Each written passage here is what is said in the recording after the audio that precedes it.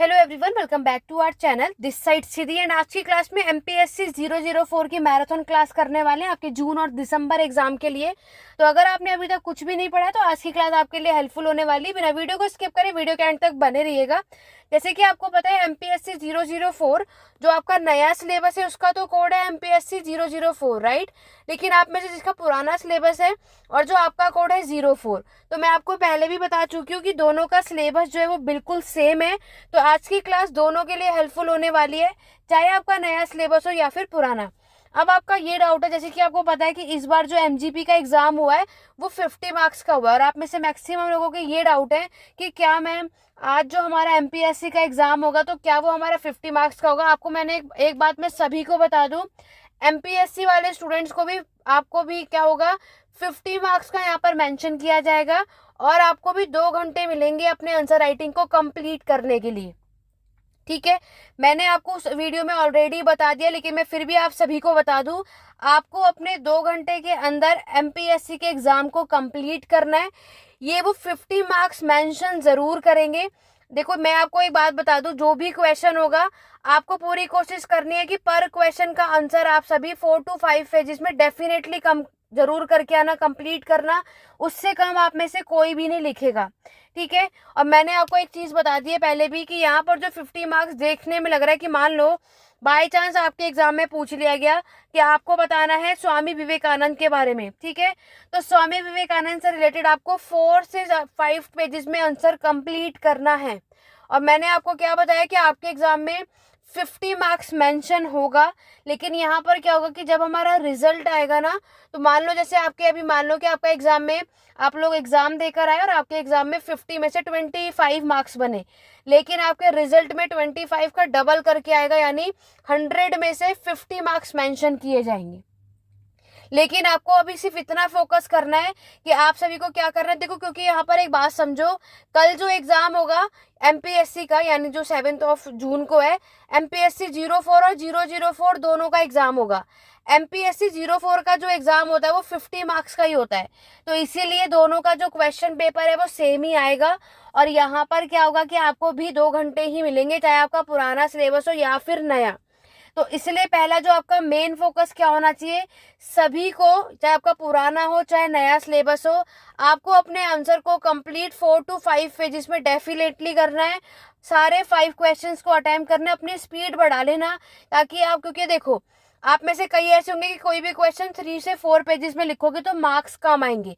पूरी कोशिश करो कि अपने आंसर राइटिंग जो है वो पूरे 4 to 5 पेजेस में ही कंप्लीट करना, जैसे आप अभी तक करते हुए आ रहे हो, तभी आपके अच्छे मार्क्स आएंगे, ठीक है।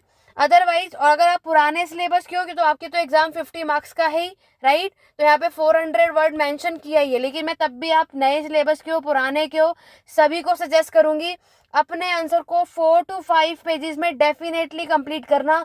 उससे कम कोई भी मत करना, अदरवाइज मार्क्स कम आएंगे आपके, ठीक है। 2 घंटे का समय आपको भी मिलेगा, अपनी स्पीड बढ़ा लेना कि हमें 2 घंटे के अंदर पूरे 5 क्वेश्चंस को अटेम्प्ट करना है। ये काम आपको करना है, अदरवाइज आपका एग्जाम भी छूटेगा और कोई भी कम नहीं लिखेगा। कहीं आप सोचो 3 पेजेस में अपने आंसर को कंप्लीट कर रहे हो, तो ऐसा नहीं होगा, मार्क्स भी फिर कम ही मिलेंगे आपको। अगर आप चाहते हो कि अच्छे मार्क्स भी आए तो स्पीड बढ़ा लेना कि हम अपने मार्क्स भी, और सारे क्वेश्चन हमें अटेम्प्ट करना है, इसके अकॉर्डिंगली एग्जाम की प्रिपरेशन करके जानी है, ठीक है। अब हम बात करेंगे मैराथन क्लास की। तो मैंने आपको एमपीएससी 004 या 04 पुराना हो या नए सिलेबस के अकॉर्डिंग इंपॉर्टेंट चैप्टर ऑलरेडी बता दिया है। तो जैसे कि आपको पता है कि आपके सिलेबस में टोटल 15 चैप्टर है, राइट। इन 15 चैप्टर की अगर मैं बात करूं तो वैसे तो ये सारे चैप्टर ही आपके इंपॉर्टेंट है, हर एक चैप्टर से क्वेश्चन हमें मिलेगा। बट अब हमें ये समझना है कि हम कौन सा कर सकते हैं, हमारे लिए इजी क्या है, ठीक है। यहाँ पर देखो इसकी क्लासेस भी अवेलेबल है, नोट्स भी अवेलेबल है हिंदी इंग्लिश मीडियम में। किसी को अगर लेना है तो आप 8882196980 पे ले सकते हो। अदरवाइज सिर्फ ये मैराथन देख लो, जो इसको नहीं लेना चाहिए, कोई कंपल्सरी नहीं है। बट यस, अगर आप मैराथन क्लास डेफिनेटली देखो और इस वीडियो को ज्यादा से ज्यादा हर एक स्टडी ग्रुप में शेयर कर दो ताकि और सभी की भी हेल्प हो सके। तो यहाँ पर आपके पास टोटल 15 चैप्टर है। तो अब हम एक एक करके डिस्कस करेंगे। इंपॉर्टेंट चैप्टर मैंने आपको बता दिया।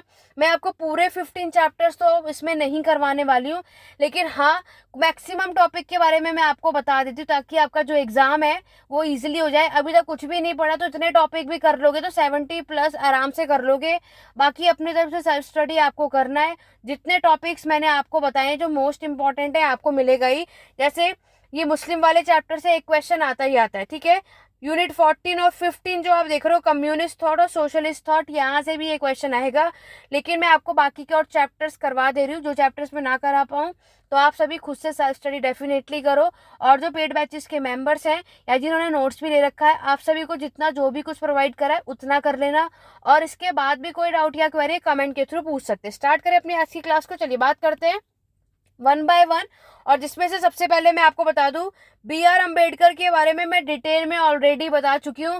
अगर आपने इसकी वीडियो नहीं देखी है तो लिंक कमेंट बॉक्स में मैंने प्रोवाइड कर दिया है। आप सभी जाकर देख लो कि BR अम्बेडकर से रिलेटेड अगर आपके एग्जाम में क्वेश्चन आएगा तो आपको उसमें क्या क्या लिखना है, ठीक है। तो यूनिट 12 में पहले भी डिस्कस कर चुकी हूँ, उसका लिंक कमेंट बॉक्स में दे रखा है, जाकर के उसे आप सभी देख लेना। अब हम बढ़ेंगे आपके बाकी जितने भी थिंकर्स हैं उनके बारे में। सबसे पहले हम बात करेंगे आपके गांधी जी यानी महात्मा गांधी जी के बारे में, जो कि आपके बुक के अंदर यूनिट 10 है। कभी भी कोई भी क्वेश्चन पूछा जाएगा तो मैंने आप सभी से एक बात कही है, आपको हर एक के बारे में बायोग्राफी जरूर मेंशन करना।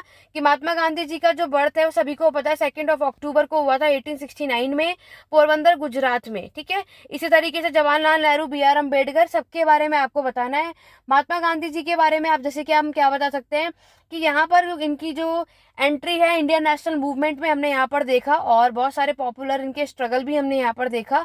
गांधी जी की फिलॉसफी अगर हम यहाँ पर बात करते हैं तो हम पहले भी पढ़ चुके कि गांधी जी एक पॉलिटिकल थिंकर और सोशल रिफॉर्मर भी माने जाते हैं, है ना। और यहाँ पर अगर हम बात करें तो गांधी जी जो है वो किस में बिलीव करते हैं, एक तो यहाँ पर ये सारे कह सकते हो इन्हें आपके सारे जितने भी ऑल रिलीजियस है ना, जिनके हर एक धर्म के रीति रिवाज पे ये बिलीव किया करते हैं, ठीक है। बाकी आपको पता है कि गांधी जी जो एक पॉलिटिकल थिंकर है, इनका क्या मानना है, जो भी काम करेंगे ये आपके सत्य यानी ट्रुथ के बेस पर करते हैं। और दूसरा नॉन वायलेंस, ठीक है, यानी आपका अहिंसा, किसी भी तरीके का हिंसा हमें यहाँ पर नहीं करना है। बाकी मैंने सत्य यानी सत्याग्रह मूवमेंट मैंने आपको बताया, सत्याग्रह और अहिंसा ये 2 टूल्स थे जिससे यहाँ पर गांधी जी ने आपकी जो उनकी मेजर जो डिमांड थी पोल टैक्स से रिलेटेड रजिस्ट्रेशन सर्टिफिकेट, इसको सिक्योर किया था ब्रिटिश गवर्नमेंट से। ये आप इसमें बता सकते हो। फिर आप बता सकते हो कि गांधी जी ने बहुत सारे मूवमेंट करे, जैसे कि आपको चंपारण सत्याग्रह मूवमेंट के बारे में पता है जो कि 1917 में हुआ था, चंपारण बिहार में हुआ था। तो ये आप इसमें इंडिगो कल्टीवेशन खेती के बारे में बात की जाती है। चंपारण के अलावा नेक्स्ट अगर हम बात करें खेड़ा सत्याग्रह, जो आप MHI 109 में ऑलरेडी पढ़ चुके हो। और उसके बाद अहमदाबाद मिल स्ट्राइक। तो इतने सारे जो आंदोलन यहाँ पर चले, सब में इन्होंने जो अपने प्रिंसिपल जो सिद्धांत रहे थे वो सत्य और नॉन वायलेंस था, और इसके थ्रू इन्होंने अपने आंदोलन को पूरा भी किया था, ठीक है। बाकी ये सारी चीजें आपको बतानी है। गांधी जी किस में बिलीव करते हैं, इनका मानना है जो हमारे भारत के लोग हैं वो किस में रहा करते हैं, लिव इन द विलेजेस। हमारे जो इंडिया के जो लोग हैं वो विलेजेस में रहते हैं, ऐसा इनका मानना है। किसका, गांधी जी का, ठीक है। बाकी तो स्वराज मूवमेंट ये लेकर आए थे, आपको पता ही है, स्वदेशी मूवमेंट, जहाँ पे आपके सबसे पहले जो है कह सकते हो खादी की शुरुआत इन्होंने ही करी थी। इस तरीके की चीजें आप इसमें बता सकते हो। गांधी जी ने न्यूज़पेपर जर्नल्स ये सब लेकर आए थे, जैसे कि आपका इनका था ना हरिजन, इस तरीके से आप इनके बारे में डायरेक्टली मेंशन कर सकते हो। गांधी जी ने इनके जो प्रिंसिपल सिद्धांत था वो स्वराज्य था, ये आपको बताना है।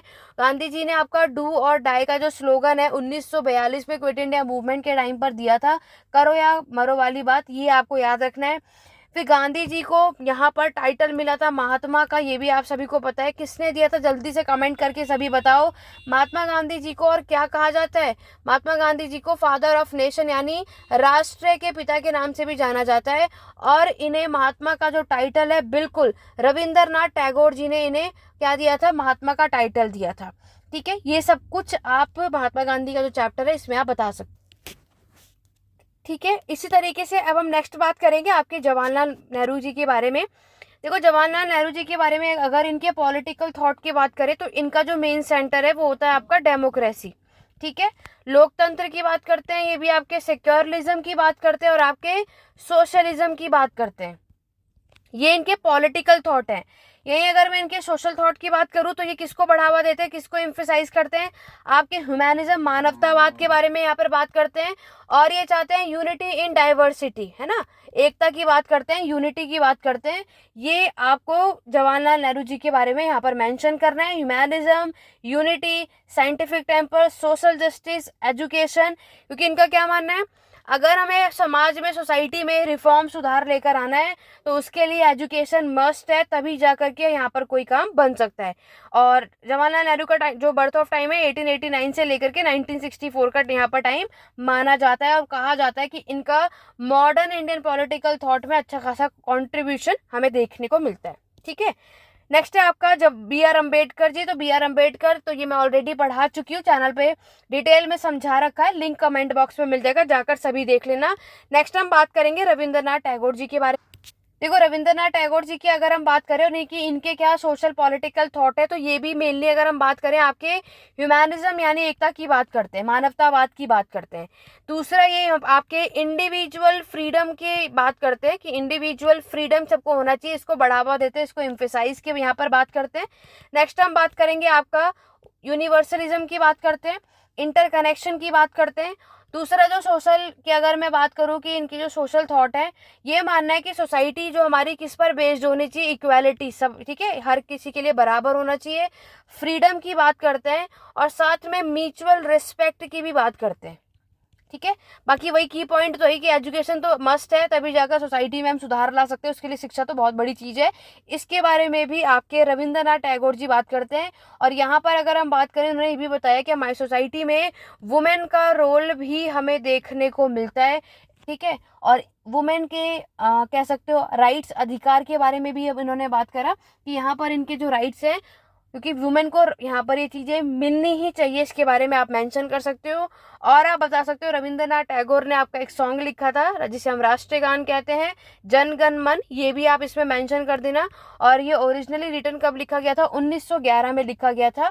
ठीक है, ये सब कुछ आप रविंद्रनाथ टैगोर जी के बारे में यहाँ पर मेंशन कर सकते हो। ठीक है, क्योंकि ये आपके ट्रू फ्रीडम में कह सकते हो बिलीव किया करते हैं। तो रविंद्रनाथ टैगोर से रिलेटेड जब आपके एग्जाम में आएगा तो इस तरीके की चीजें हम यहाँ पर मेंशन कर सकते हैं। अब देखो, नेक्स्ट है बाल गंगाधर। देखो, बाल गंगाधर तिलक जी की अगर हम यहाँ पर बात करते हैं तो इनके बारे में आप बता सकते हो कि ये भी हमारे प्रोमिनेंट इंडियन नेशनलिस्ट लीडर है, ये भी आपके सोशल रिफॉर्मर, ये भी हमारे कह सकते हो समाज सुधारक रह चुके हैं। और ये आप ऑलरेडी कई बार पढ़ भी चुके हो। इन्होंने हमारे समाज में बहुत सारे रिफॉर्म्स लेकर के आए, सुधार लेकर के आए, और साथ ही साथ इंडियन फ्रीडम में भी इनका पार्टिसिपेशन हमें यहाँ पर देखने को मिलता है। इन्होंने आपके स्वराज यानी सेल्फ रूल के बारे में बात किया है। ठीक है, जैसे महात्मा गांधी जी ने किया था ना, ऐसे यहाँ पर भी आप देखोगे। और साथ ही साथ इन्होंने आपके मास मोबिलाइजेशन को भी बढ़ावा दिया। किसको एम्फेसाइज किया था, मास मोबिलाइजेशन को यहाँ पर इन्होंने बढ़ावा दिया। और नेक्स्ट अगर हम बात करें कि हमारे नेक्स्ट आप देखोगे तो इन्होंने, अगर हम रिजेक्शन की बात करते हैं तो ग्रेजुएशन को रिजेक्ट किया था। ठीक है, एजुकेशन की बात, शिक्षा की बात ये भी किया करते हैं। साथ ही साथ स्वदेशी मूवमेंट के बारे में अगर हम बात करें, बाल गंगाधर तिलक ने स्वदेशी मूवमेंट को बढ़ावा दिया, इंकरेज किया। और यहाँ पर बात आया था कि अब अगर हम जो अपने गुड्स है वो इंडिया के ही यूज करेंगे, ब्रिटिशर्स के गुड को बॉयकॉट करेंगे, ये इनका मानना था। बाकी अगर हम बाल गंगाधर तिलक के सोशल थॉट की बात करें तो इनका जो मेन है कि हमें यहाँ पर जो है बहुत सारे रिफॉर्म्स की रिक्वायरमेंट है, क्योंकि यहाँ पर ब्रिटिशर जब तक हमारे इंडिया में रूल कर रहे थे उनके अकॉर्डिंगली हमारी सोसाइटी चल रही थी, लेकिन अब हमें इसमें सुधार करने की बहुत ही ज़्यादा यहाँ पर क्या है। नेक्स्ट इनका मानना है कि इसलिए इन्होंने आपके जितने भी वर्कर्स थे ना, उनके अधिकार, राइट के लिए बात करी, उनको सपोर्ट करा था, ये भी आप इसमें बता सकते हो। वर्कर के अलावा इन्होंने वुमेन के राइट्स के लिए भी बात किया था, ये आप बता सकते हो। यहाँ पर बहुत सारे सोशल रिफॉर्म ये लेकर के आए, चाहे विडो रीमैरिज की लेकर के बात हो, चाहे डाउरी सिस्टम को बैन करने की बात हो। ठीक है, ये सब कुछ बाल गंगाधर तिलक से रिलेटेड आप सभी को यहाँ पर मेंशन करना है। नेक्स्ट है आपके वी.डी. सावरकर जी। वी.डी. सावरकर की अगर हम बात करें तो इनका जो टाइमिंग है वो 28 मई 1883 से लेकर के 26 फरवरी का है 1996 की अगर हम बात करें। ये आपके इंडियन इंडिपेंडेंस एक्टिविस्ट या पॉलिटिशियन भी कहलाते हैं। और यहाँ पर अगर हम बात करें तो इन्होंने आपका एक कॉन्सेप्ट दिया था, हिंदू तत्व। ये वर्ड ना आपके एग्जाम में मिल जाएगा, क्वेश्चन जो है इसी से रिलेटेड पूछा जाता है, जहाँ पर इन्होंने आपके कल्चर नेशनलिज्म को यहाँ पर डिफाइन किया था, जहाँ पर इन्होंने हिंदू की आइडेंटिटी, उनकी हेरिटेज, टेरिटोरियलिटी, ये सब कुछ इन्होंने यहाँ पर मेंशन किया। साथ ही साथ इन्होंने बताया हमारी जो इंडिया की जो बेस्ड है उनकी जो विचारधारा आइडियोलॉजी पर, सोशल रिफॉर्मर को भी जो भी हमारे समाज में सुधार लेकर के आना उसको भी इन्होंने बढ़ावा दिया था। लाइक आपके किस तरीके की बात करी इन्होंने, इंटरकास्ट रिलेशन को लेकर के या इंटरकास्ट मैरिज की भी बात यहाँ पर इसमें सुधार लेकर के आने की रिक्वायरमेंट है, इसकी बात इन्होंने यहाँ पर करी। पॉलिटिकल थॉट की बात करें तो वी.डी. सावरकर ने आपके कंप्लीट जो इंडिपेंडेंस है इन्होंने डोमिनियन स्टेटस जो था ब्रिटिश रूल के अंदर उसको रिजेक्ट किया। किसको रिजेक्ट किया था? डोमिनियन स्टेटस को, ठीक है, ब्रिटिश रूल के अंडर इसको इन्होंने रिजेक्ट करा था। ये सारी चीजें वी.डी. सावरकर के अकॉर्डिंगली आप सभी यहाँ पर मेंशन कर सकते हो। अब आ जाओ, आपको बताना है एक्सट्रीमिस्ट और मॉडरेट यानी गरम दल और नरम दल के बारे में। तो इन दोनों में क्या डिफरेंस है ये भी एग्जाम में क्वेश्चन आ। देखो एक बात समझ में आ रही है, एक्सट्रीमिस्ट यानी गरम दल, मॉडरेट मतलब नरम दल। गरम दल से हमें एक बात समझ आ रही है कि ये बहुत एंग्री पर्सन होंगे, राइट। और मॉडरेट नरम है तो यानी ये सॉफ्ट होंगे, उसके अकॉर्डिंगली यहाँ पर इन्होंने काम किया होगा।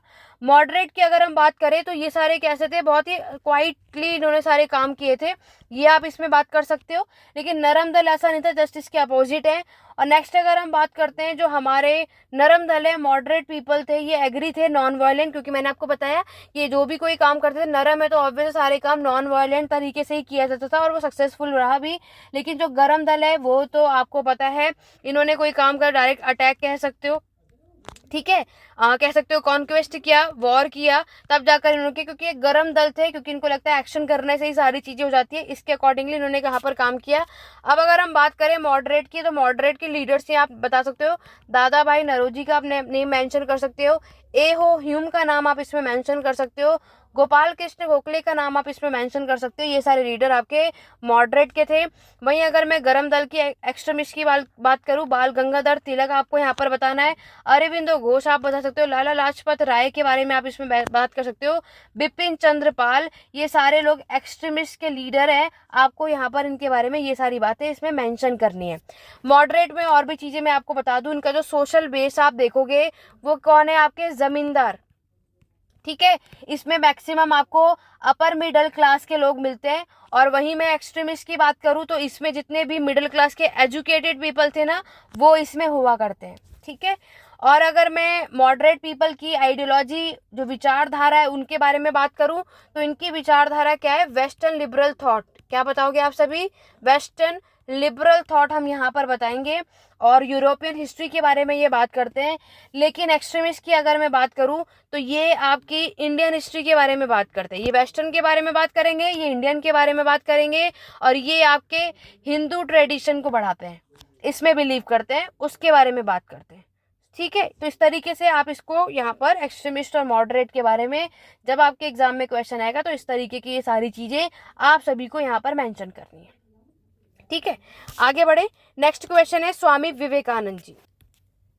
देखो स्वामी विवेकानंद जी के बारे में अगर हम बात करें तो इनका टाइम पीरियड जो माना जाता है 1863 से 1902, तो देखो याद रखना आप सभी को टाइम पीरियड डेफिनेटली मेंशन करना चाहिए और इनका इंट्रो सभी को देना चाहिए। बाद में आप इनसे सोशल पॉलिटिकल थॉट बता सकते हो। और स्वामी विवेकानंद जी के बारे में अगर मैं बात करूँ तो यहाँ पर अगर आप देखोगे तो ये डीपली किससे थे, इन्होंने आपकी कौन सी फिलॉसफी दी थी, आपके वेदांत की। ये मैक्सिमम लोगों को ऑलरेडी पता होगा, जिन्हें नहीं पता आप ध्यान से सुनो और ये सारी चीजें डेफिनेटली मेंशन करना है। ये भी आपके नेशनल यूनिटी पे फोकस करते हैं, ठीक है, राष्ट्रीय एकता के बारे में बात करते हैं। और यहाँ पर नेशनलिज्म, राष्ट्रवाद होना जरूरी है, यूनिटी होना जरूरी है, इसके बारे में आप देखोगे। और यहाँ पर इन्होंने कास्ट सिस्टम को लेकर के बात करी, क्योंकि हमारी सोसाइटी में कास्ट सिस्टम बेस्ड है, इनइक्वालिटी है जो कि नहीं होना चाहिए, इस पर इन्होंने काम करा। खासतौर से अनटचेबिलिटी पीपल जो आप देखते हो, इसके लिए सोसाइटी में सुधार आना चाहिए। एजुकेशन के बारे में ऑब्वियसली इन्होंने भी यहाँ पर बात करी, तो मैक्सिमम लोग आप यहाँ पर देखोगे कि इन्होंने ये सारी चीजें की। और अगर हम बात करें स्वामी विवेकानंद की तो यहाँ पर आपको पता है कि इन्होंने एक मिशन भी यहाँ पर फाउंड किया था, और ये वो मिशन था आपका रामकृष्ण मिशन। ये फाउंड किया गया था इनके थ्रू, ये आप इसमें बता सकते हो। इस मिशन में इन्होंने आपके सोशल सर्विस, एजुकेशन, इस पे रिलेटेड यहाँ पर काम किया है, ठीक है।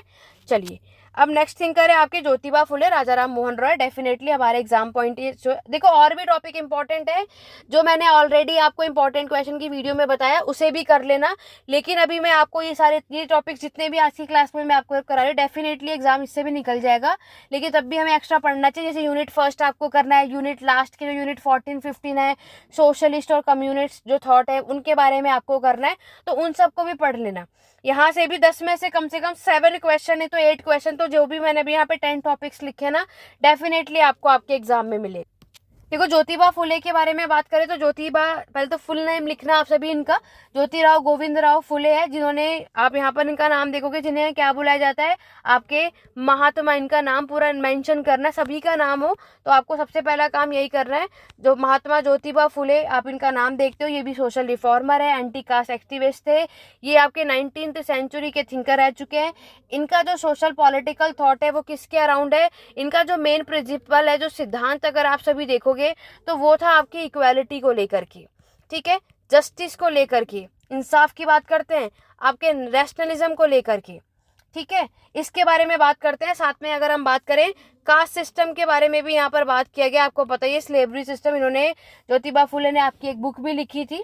जल्दी से कमेंट करके सभी बताएंगे कि इन्होंने कौन सी बुक लिखी थी, क्योंकि यहाँ पर ये चाहते हैं कि जितना जो राइट्स हैं, इन्होंने भी आपके वुमेन के लिए राइट्स के लिए और लोअर कास्ट के राइट अधिकारों के लिए बात करी है, उसके लिए भी आवाज़ उठाई है, वो सारी चीज़ें आप करोगे। इन्होंने भी वुमेन राइट को प्रमोट किया था।